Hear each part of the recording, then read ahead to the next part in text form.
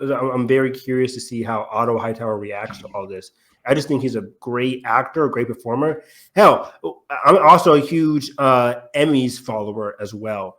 And I thought Reese Ifans should have easily got in like a Best Supporting Actor nomination last season for his job there. I think consistently he was doing great work against Olivia Cook and against the Viserys actor. And oh my God, speaking of Viserys, and he deserved everything. I mean, oh my gosh, yes. When not the coronation, but when he's walking down the steps, that one scene that was so sad and beautiful. Yeah. When Daemon picked up his his crown. Yeah. Oh, tears, dude. By the way, you know that was all what's the word? Not scripted. Yeah, it was not scripted. Yes. Which speaking of the strong guy, thank you, Ramon. What's the one motherfucker? The one Littlefinger-esque character? Larys Strong, who killed his brother. Feet fetish. Yeah. Feet fetish. Yeah. I forgot all about that. Oh my God. That's why I gotta rewatch season 1. I forgot all about that. Oh, man. Larys, he killed his brother, which was Rhaenyra's husband. What was his name? Harold Strong. Harwin Strong. Harwin Strong. Thank you. Have I seen him in any of the trailers? Larys Strong? No, he's there. He's there. Okay, cool. Okay, I have to rewatch some of the trailers. What the heck is he going to be doing? He has a lot of connections in like the underbelly of King's Landing. So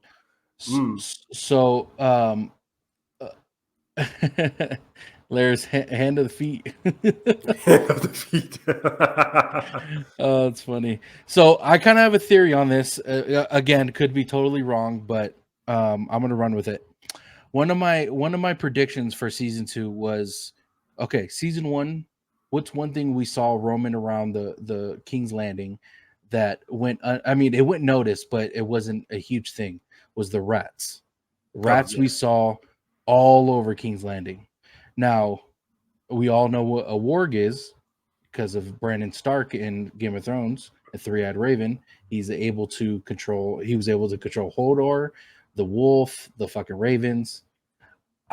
In my opinion, I could be totally wrong on this, and I think I am, but I do think Larys Strong is controlling the rats to be able to get information around the thing in King's Landing because he knows everything. This guy knows every little fucking detail inside King's Landing, and what better to use than the fucking rats that, it could be this, people, the whole blood and cheese thing, but I'm not going to go into that. But it almost hints to where someone are controlling these rats, and who better than fucking Larys Strong? That's a good point. I remember that theory going around because the rats were used as symbolism in a lot of occasions, like when when so and so was having sex. I think it was like Viserys and Alicent together. It was a very sad time, but a rat was there. Or when Daemon's with Rhaenyra, the rat was there. It's like, why is the camera panning to these rats? Like, it's kind of weird. Granted, it could just be used as like anybody's watching, like Big Brother's always watching. Yeah. But yeah, that's a good theory. I wouldn't mind that. I think there is definitely more to Larys and his what's going on there. Well, Harold Strong died in the fire somewhere. The rest did little birds, like birds versus rats. Yeah. Who wins? But yeah, he definitely is he's like a Varys Littlefinger-esque character. Oh yeah. With more of a fetish. But yeah, so the Greens are definitely effed up, and yeah, I just totally blanked on him in the trailers. I have to rewatch see what he's kind of been up to. Yeah, he's definitely going to be playing a big factor. I mean, if Otto Hightower isn't one of the most conniving players inside season 1, Larys is right up there with him, exactly. If not even more, because he is as much conniving and manipulative Otto Hightower was. Larys did it in a way where it was just a fucking creepy. It was just creepy. You know what I'm saying? Yeah. He put stuff in Alicent's ear that, he wanted her to, or thought that she would react a certain way if he told her that way. And exactly. Yeah. Otto, he's conniving. but he's also very rigid. But Otto's all of these things because his daughter and now his grandson's on the throne. Yeah. So he has kind of like a drive to kind of like do what needs to happen to keep his line on the throne and successful.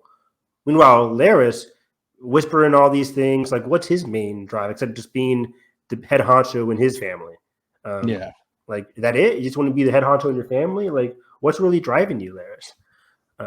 So that's going to be an interesting character to track throughout this season.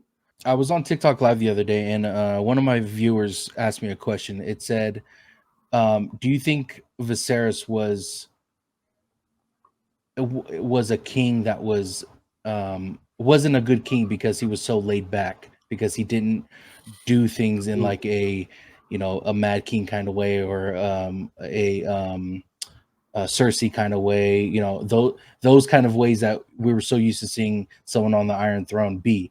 But Viserys was more of like I just want my family to succeed. I just want my family to be happy. Like, he was that kind of king. But do you think that was bad, and people took advantage of him in that kind of way? What's your opinion on that? I wouldn't say it was bad, but it's extremely flawed, and people realized that, and they took advantage of that. I think what he wanted to do was good. Have Rhaenyra be on the throne. Unfortunately, he kind of croaked before he could kind of like fully legitimize that, but he kind of did already. He kind of said Rhaenyra is on the throne, but then he had the kid, and then things got difficult with the prophecy.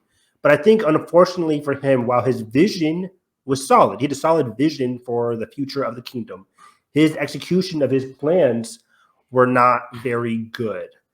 He left a lot of like crumbling alliances on the table. He kind of left Rhaenyra, or whoever was in, I guess in Aegon's case, he left whoever was following him to kind of deal with his mess. Like, I see your vision, but you can't educate your vision because your mess made it so that there's just so much chaos.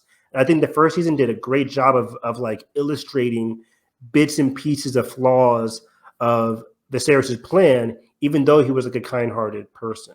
Yeah. It's very complex and messy. Roman goes to say, I always compared Otto to Tywin and Larys more Littlefinger. Okay, I can see fair. that. That's fair. And Tywin's one of my all-time favorite characters. You see, I love Cersei. I love Tywin. I was a huge Lannister guy, I guess. But Tywin was just the GOAT. Like, he knew what he wanted. He did it. He was despicable for what he did with Tyrion, but I loved his character. The way he kind of reminds me of, do you watch Succession? I didn't get to watch Succession, dude. I'm one of my all-time favorites. Yeah, I gotta watch it for sure. Well, Otto reminds me, or Tywin reminds me of Brian Cox in Succession, trying to like galvanize this messy and chaotic ass family, trying to do his bidding, and everybody's trying to one up and get up to their father. In this case, Tywin. But yeah, I think Otto to Tywin is a great example where somebody trying to just galvanize, try and let his family be successful, even though Otto and Tywin both acknowledge the Lannisters and the Greens are very messy. They all have their own individual ideas, individual goals that do not align with one another, and that makes it nearly impossible to successfully run a kingdom. Yeah, I think Otto is really going to run into that in this season when Aegon is fully in the kingdom, fully king, and he has his first big challenge. That is Aemond being like, "Hey, bro, I killed Luke. They might be coming after us." How is Aegon going to respond to that? Can he respond in a way that is he going to escalate the war? The war technically already started per Daemon, but like, what's Alicent going to think? What's Otto going to think? There's a great still of Alicent looking at Aemond. I think it might just be the scene where Aemond tells her what happened. Yeah. She looks at him like in surprise and disgust, like, "You what?" Yep. There's a great SpongeBob meme where he's like, "You what?" And I think Alicent's gonna be like, "Oh crap!" And we'll see what happens in episode 1. But yeah, I'm very excited for that.